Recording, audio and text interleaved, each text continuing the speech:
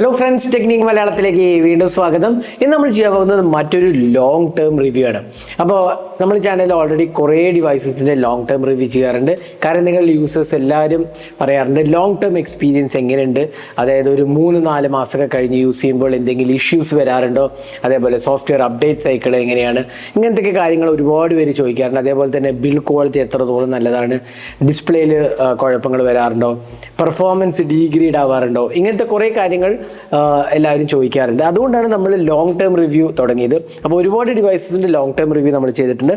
അപ്പോൾ ഇന്ന് നമ്മൾ ലോങ് ടേം റിവ്യൂ ചെയ്യാൻ പോകുന്നത് പോക്കോൻ്റെ ഏറ്റവും പുതിയ ഫ്ലാഗ്ഷിപ്പ് സീരീസ് ഡിവൈസായ പോക്കോ F6 5G ആണ്. ഇത് ഇന്ത്യയിൽ ലോഞ്ച് ചെയ്തത് അറൗണ്ട് മെയ് മിഡ് ആണ് ലോഞ്ച് ചെയ്തത്. അപ്പോൾ ജൂൺ, ജൂലൈ, ഓഗസ്റ്റ് ഓൾമോസ്റ്റ് 3 മാസമായി നമ്മൾ ഈ ഡിവൈസ് ടെസ്റ്റ് ചെയ്യുന്നുണ്ട്. ഇൻഫാക്ട് ഇതിൽ കുറേ ടെസ്റ്റുകൾ ചെയ്തായിരുന്നു നമ്മൾ. ഇൻഫാക്ട് കമ്പാരിസൺ ടെസ്റ്റുകൾ ചെയ്തായിരുന്നു, ക്യാമറ ടെസ്റ്റ് ചെയ്തായിരുന്നു, അങ്ങനെ ഒരുപാട് കാര്യങ്ങൾ നമ്മൾ ഈ ഡിവൈസിൻ്റെ ചെയ്തായിരുന്നു. അപ്പോൾ ഇപ്പോൾ നമ്മൾ ചെയ്യാൻ പോകുന്നത് 3 മാസങ്ങൾക്ക് ശേഷം ഈ ഡിവൈസ് എങ്ങനെയാണ്, ഈ പ്രൈസ് സെഗ്മെൻറ്റിൽ വാങ്ങാൻ നല്ലതാണോ, ഇതിൻ്റെ പ്രോബ്ലംസ് എന്തൊക്കെയാണ്, ഇതിൻ്റെ നല്ല ആസ്പെക്ട്സ് എന്തൊക്കെയാണ്, എല്ലാം തന്നെ നമ്മൾ വീഡിയോയിലൂടെ പങ്കുവയ്ക്കുന്നതാണ്. അപ്പോൾ ഇപ്പോഴത്തെ പോലെ ഈ ചാനൽ ആദ്യമായിട്ടാണെങ്കിൽ ആ സബ്സ്ക്രൈബ് ബട്ടൺ പ്രസ് ചെയ്യുക, അതേപോലെ തന്നെ ബെൽ ഐക്കൺ ക്ലിക്ക് ചെയ്യുമ്പോൾ നിങ്ങൾക്ക് എല്ലാ വീഡിയോസിൻ്റെയും നോട്ടിഫിക്കേഷൻ കൂടെ ലഭിക്കുന്നതാണ്. അപ്പോൾ നമുക്ക് പോക്കോ F6ൻ്റെ ലോങ് ടേം റിവ്യൂയിലേക്ക് കിടക്കാം. അപ്പോൾ ആദ്യം തന്നെ ഡിസൈൻ ലാംഗ്വേജ്. ഇപ്പോൾ നമ്മൾ ഡിസൈൻ ലാംഗ്വേജ് നോക്കുമ്പോൾ ഇതിൻ്റെ ലുക്സ് എന്ന് പറഞ്ഞാൽ അത്രയ്ക്ക് ഒരു വാവ് ഫാക്ടർ ഒന്നുമില്ല. ലുക്സിൽ വളരെ സിമ്പിൾ ആൻഡ് മിനിമലിസ്റ്റിക് ഡിസൈനാണ്. അതിനൊപ്പം തന്നെ ഈ ബാക്ക് പാനലാണ് ഒരു പ്ലാസ്റ്റിക് മെറ്റീരിയലാണ്. അപ്പോൾ ഒരു ഭയങ്കര വാവ് ലുക്കിംഗ് ഡിസൈനോ എന്താ പറയുക ബിൽഡ് ക്വാളിറ്റി അല്ല, പ്ലാസ്റ്റിക് മെറ്റീരിയലാണ് യൂസ് ചെയ്തിരിക്കുന്നത്. അതേപോലെ തന്നെ വളരെ മിനിമലിസ്റ്റിക് ഡിസൈനാണ്. ഒരു എന്താ പറയുക ട്രെൻഡി ഡിസൈനോ അങ്ങനെയൊന്നും പറയാൻ പറ്റില്ല. വളരെ മിനിമലിസ്റ്റിക് ഡിസൈനാണ്, എന്നാൽ കുഴപ്പമില്ലാത്തൊരു ലുക്സിൻ്റെ 2 ക്യാമറ മോഡ്യൂൾ, അതേപോലെ LED ഫ്ലാഷ്, ഒരു 3 റൗണ്ടിൻ്റെ സെറ്റായിട്ട് കൊടുത്തിട്ടുണ്ട്. പിന്നെ പോക്കോയിൽ ബ്രാൻഡിങ് ആണ്, 50 മെഗാപിക്സൽ OIS ക്യാമറ നേടിയിട്ടുണ്ട്. പിന്നെ ഒരു കംപ്ലീറ്റ്ലി മാറ്റ് ഫിനിഷാണ്, സൈഡ്സ് ഒക്കെ പ്ലാസ്റ്റിക് മെറ്റീരിയലാണ് യൂസ് ചെയ്തിരിക്കുന്നത്. അപ്പോൾ ഡിസൈൻ ലാംഗ്വേജ് നോക്കുകയാണെങ്കിൽ എനിക്ക് തോന്നുന്നു കുഴപ്പമില്ലാത്തൊരു ഡിസൈൻ മാത്രമല്ല, ഒരു വാവ് ഫാക്ടർ ഡെഫിനറ്റ്ലി ഇല്ല, എന്നാൽ ഒരു ഡീസൻറ്റ് ലുക്കിംഗ് ഡിവൈസ് എന്ന് പറയാം.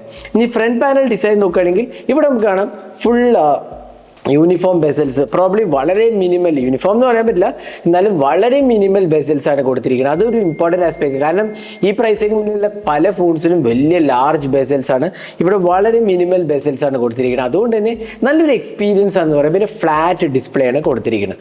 അപ്പോൾ ഡിസൈൻ ലാംഗ്വേജിൽ ഞാൻ നേരത്തെ പറഞ്ഞ പോലെ വാവ് ഫാക്ടർ ഇല്ല, എന്നാലും ഒരു സ്റ്റാൻഡേർഡ് ലുക്കിംഗ് ഡിവൈസ് എന്ന് പറയാം. ബിൽഡ് ക്വാളിറ്റി കുഴപ്പമില്ല. എഗെയിൻ ഭയങ്കര ഒരു പ്രീമിയം ബിൽഡ് നല്ല ഓഫർ ചെയ്തിരിക്കുന്നത്, പ്ലാസ്റ്റിക് മെറ്റീരിയലാണ് ഓഫർ ചെയ്തിരിക്കുന്നത്. ഇനി നമുക്ക് ഡിസ്പ്ലേയിലോട്ട് പോകാം. ഇവിടെ നമുക്ക് കിട്ടുന്നത് 120 Hz AMOLED ഡിസ്പ്ലേ ആണ്. അതേപ്പം തന്നെ ഇത് ഡോൾബി വിഷൻ സപ്പോർട്ട് ചെയ്യുന്ന ഡിസ്പ്ലേ ആണ്. Around 2600 or 2800 nits of peak brightness ആണ് വരുന്നത്. ബ്രൈറ്റ്നസ് ലെവൽസ് കുഴപ്പമില്ല. ഈ പ്രൈസ് സെഗ്മെൻറ്റിന് വേണ്ട അത്യാവശ്യം നല്ലൊരു ക്വാളിറ്റി ഉണ്ട്. ഔട്ട്ഡോർ വിസിബിലിറ്റിയും ഇഷ്യൂസ് ഒന്നും തന്നെ നോട്ടീസ് ചെയ്യില്ല. ഓവറോൾ ക്വാളിറ്റിനകത്ത് കുഴപ്പമില്ല. ടച്ച് റെസ്പോൺസ് ആണെങ്കിലും വളരെ സ്മൂത്ത് എക്സ്പീരിയൻസ് ആണ്. അതേപോലെ ഇഷ്യൂസോ അങ്ങനത്തെ ഒന്നുമില്ല. പിന്നെ മൾട്ടിമീഡിയ ഒക്കെ കാണാനൊക്കെ, മൂവീസൊക്കെ വാച്ച് ചെയ്യാനൊക്കെ നല്ല ഒരു ഡിസ്പ്ലേ എക്സ്പീരിയൻസ് ആണ് പറയാം. അതിലൊന്നും ഇഷ്യൂസ് ഒന്നുമില്ല. പിന്നെ ഡോൾബി വിഷൻ ഉണ്ടാവുകൊണ്ട് തന്നെ നമുക്ക് മൂവീസൊക്കെ OTT പ്ലാറ്റ്ഫോംസിലൊക്കെ മൂവീസൊക്കെ കാണാൻ കുഴപ്പമൊന്നുമില്ല.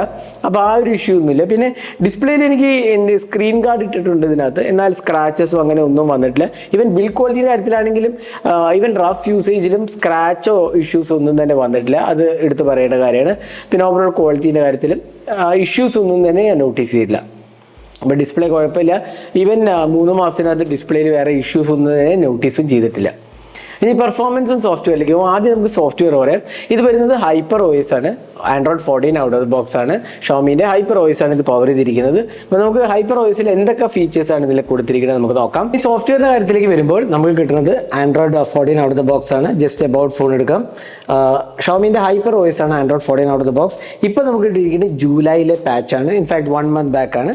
ഷോമി അവരുടെ ഫോൺസ് ഓർ അത് പോക്കോ അവരുടെ ഫോൺസ് മന്ത്ലി ബേസിസിൽ അപ്ഡേറ്റ് വരാറില്ല. അത് ഷോമി റെഡ്മിനെ പോലെ തന്നെയാണ്.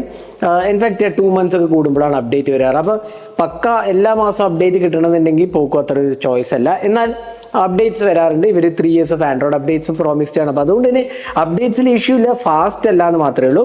ബാക്കി ഡിവൈസിനെ കുറിച്ച് പറയുകയാണെങ്കിൽ ബ്ലോട്ട് വേസ് കുറച്ചുണ്ട്. ആക്ച്വലി അൺഇൻസ്റ്റാൾ ചെയ്ത് കളയാവുന്നതാണ്, എന്നാലും കുറച്ച് ബ്ലോട്ട് വേസ് ഡെഫിനറ്റ്ലി ഇൻക്ലൂഡഡ് ആണ്. ഞാനിപ്പോൾ ആക്ച്വലി കുറേ എണ്ണത്തിൽ അൺഇൻസ്റ്റാൾ ചെയ്ത് കളഞ്ഞ കാരണം ഞാൻ യൂസ് ചെയ്യുന്ന കാരണം കുറേ എണ്ണം അൺഇൻസ്റ്റാൾ ചെയ്ത് കളഞ്ഞതാണ്.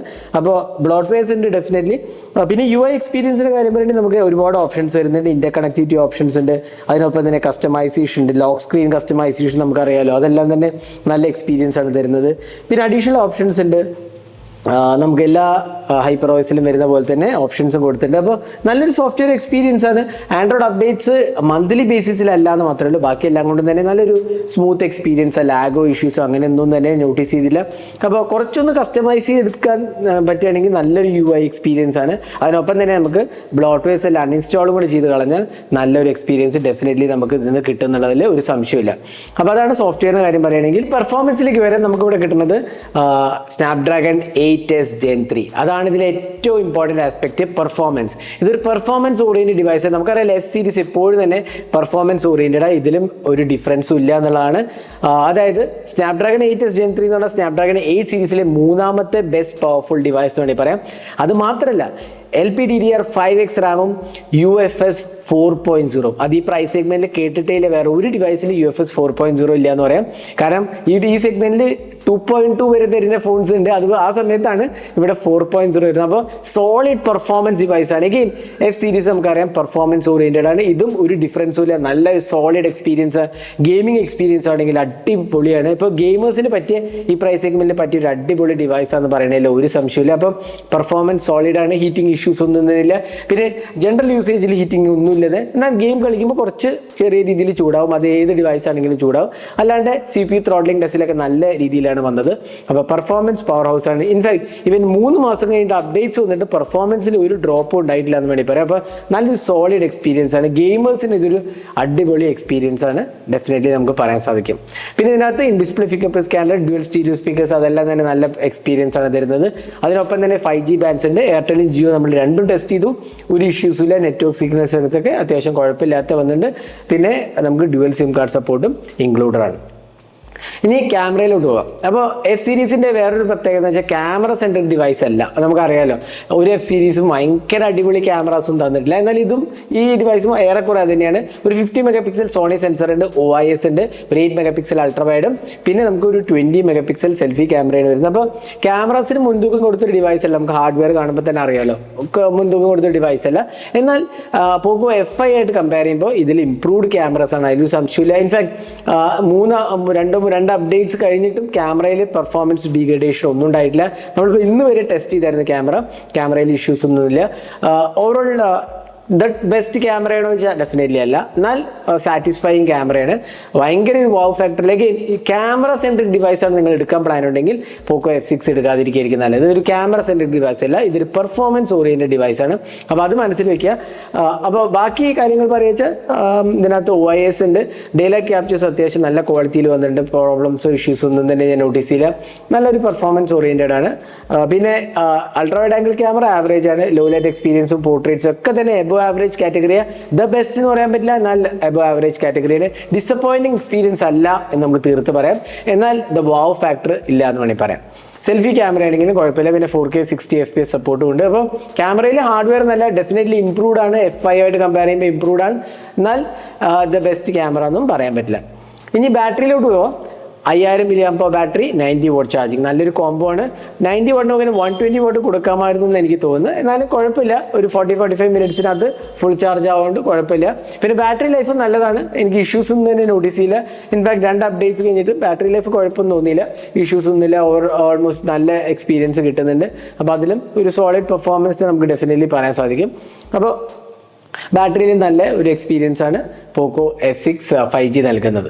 അപ്പോൾ ഇതായിരുന്നു പോക്കോ F6 5Gൻ്റെ ഒരു ഡീറ്റെയിൽഡ് ലോങ് ടേം റിവ്യൂ. അപ്പോൾ നമുക്ക് ഇഷ്ടപ്പെട്ട കാര്യങ്ങൾ, നല്ല ഡിസ്പ്ലേ ആണ്, സോഫ്റ്റ്വെയർ എക്സ്പീരിയൻസ് കുഴപ്പമില്ല. എന്നാൽ കുറച്ച് ബ്ലോട്ട്വെയർസിന് അതൊക്കെ ഒന്ന് അൺഇൻസ്റ്റാൾ ചെയ്ത് കളയേണ്ടി വരും. സോളിഡ് പെർഫോമൻസ് അതാണ് ഇതിൻ്റെ ഏറ്റവും ഇമ്പോർട്ടൻറ്റ് ആസ്പെക്ട്. പിന്നെ ബാറ്ററി ലൈഫും കുഴപ്പമില്ല, അപ്പോൾ ആവറേജ് ക്യാമറാസും. പിന്നെ പ്രൈസിങ് അടിപൊളി പ്രൈസിങ് ആണ്, ഹാർഡ്വെയറും നല്ലതാണ്.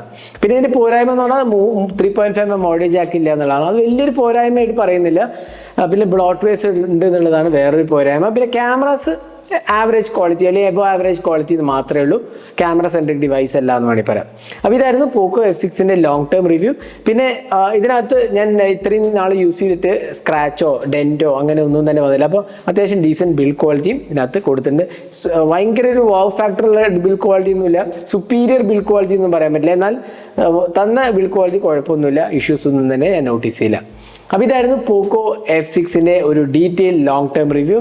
അപ്പോൾ ഒറ്റ വാക്കിൽ പറഞ്ഞാൽ പെർഫോമൻസ് ഓറിയന്റഡ് ഡിവൈസാണ് നിങ്ങൾ നോക്കുന്നുണ്ടെങ്കിൽ കണ്ണടച്ചെടുക്കാവുന്ന ഡിവൈസാണ് പോക്കോ F6 ഈ പ്രൈസ് സെഗ്മെന്റിൽ. എന്നാൽ ക്യാമറയാണ് നിങ്ങളുടെ മുൻതൂക്കമെങ്കിൽ ഇത് ഞാൻ സജസ്റ്റ് ചെയ്യത്തില്ല. കാരണം ഇതിലും ബെറ്റർ ക്യാമറാസ് ഈ പ്രൈസ് സെഗ്മെന്റിൽ ഉണ്ട്. അതുകൊണ്ട് തന്നെ ഇതൊരു ക്യാമറ സെൻട്രിക് ഡിവൈസ് അല്ല, മറിച്ച് പെർഫോമൻസ് ഓറിയന്റഡ് ഡിവൈസാണ്. എന്നാൽ ഓവറോൾ പാക്കേജ് ആയിട്ട് നോക്കുമ്പോൾ ഇതൊരു നല്ല പാക്കേജ് ആണെന്ന് പറയാം. ക്യാമറാസ് മോശമല്ല, പെർഫോമൻസ് അടിപൊളിയാണ്. അതിനൊപ്പം തന്നെ ബാക്കി എല്ലാ കാര്യങ്ങളും തന്നെ ഓവറോൾ നല്ലൊരു പാക്കേജാണ് പോക്കോ F6.